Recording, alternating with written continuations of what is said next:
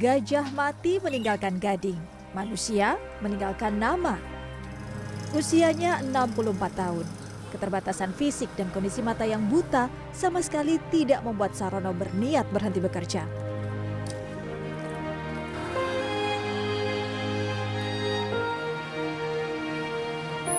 Di sisi persimpangan Jalan Cipinang Raya AA, Kecamatan Jatinegara, Jakarta Timur, setiap hari Sarono memulai dan mengisi hari-harinya. Sejak pagi hingga siang, tak peduli panas atau hujan, Sarono dengan tekun menjadi seorang pemecah batu. Profesi yang sudah ia lakukan selama 15 tahun.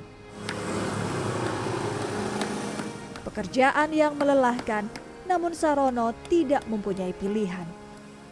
Bukan untuk diri sendiri, Sarono mencari penghasilan dari memecah batu untuk keluarga dan puluhan anak yatim atau piatu yang harus ia nafkahi. Menjadi seorang pemecah batu bukan pekerjaan pertama yang Sarono lakukan.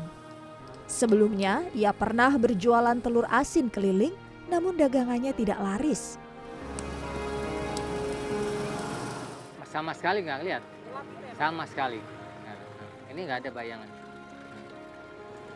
Suatu saat kita dagang pisang dari jam 7 sampai jam 11, nggak laku sama sekali. Saya pulang dari depan sana, depan arah dari BNI. Ke sini jalan minggir-minggir ke kanan, nggak tahu di situ ada tong sampah, isinya banyak begini material. Saya nabrak itu, terus saya duduk. Ya Allah, mudah-mudahan Engkau memberikan jalan rezeki saya dari sini gitu. Karena saya pegang ini kalau diketokkan jadi pasir, insya Allah banyak yang membutuhkan. Begitu. Batu-batu ini merupakan sisa bahan bangunan yang tak terpakai lagi. Sarono memecah-mecahnya hingga halus agar dapat digunakan kembali untuk campuran pasir bangunan atau kembali dicetak menjadi batu material. Sarono tidak pernah mematok harga. Warga yang membutuhkan biasa membayarnya 5 hingga 10 ribu rupiah per satu karung pecahan batu berukuran 30 kg. Saya nggak target karena ini barang dapat mungut lah ya. Jadi yang akan membutuhkan itu ikhlas, saya ikhlas, Allah ridho, sama kan halal gitu aja dah. Kadang-kadang cuma asal udah cukup. Tampak sederhana, namun memecah batu bukan hal mudah bagi Sarono. Tidak jarang jari jemari Sarono terluka terkena hantaman palu karena kondisi matanya yang buta. Bahkan ada juga orang yang tega mencuri karung pecahan batu yang sudah dengan susah payah Sarono kerjakan.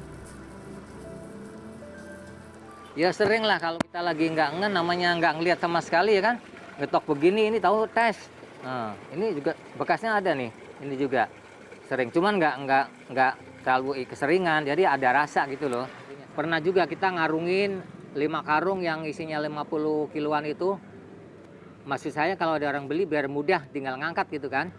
Ya ternyata begitu ada orang beli nanya, saya cari karungnya udah nggak ada 5 karungnya gitu. Jadi diambil orang tanpa permisi gitu. Kadang kita nabrak tiang listrik, kadang nabrak mobil berhenti, kadang kejebur got juga. Tapi itu nggak membuat saya kapok gitu. Jadi kita kalau kepentok listrik, apa ucapan saya? Alhamdulillahirabbil alamin, semoga dengan saya nabrak listrik ini untuk kurangin dosa masa lalu gitu. Batu-batu ini diperoleh dari orang-orang sekitar yang sudah tahu tempat Sarono mengais rezeki. Setiap hari di tempat ini selalu ada batu untuk ia haluskan. Ya karena Pak Yono itu orangnya baik, kadang-kadang saya beli pasir dari dia, suruh ngambil aja sesukanya. Dan dia kan termasuk orang yang hatinya baik karena bukan buat dia doang keuntungannya. Keuntungannya itu untuk membina anak yatim piatu orang tidak mampu. Memiliki keterbatasan fisik, sesungguhnya Sarono memiliki kelapangan hati yang sungguh tak terkira. Uang dari hasil memecah batu tidak dinikmati sendiri, melainkan dibagi untuk menafkahi keluarga dan 50 anak asuh yatim piatu.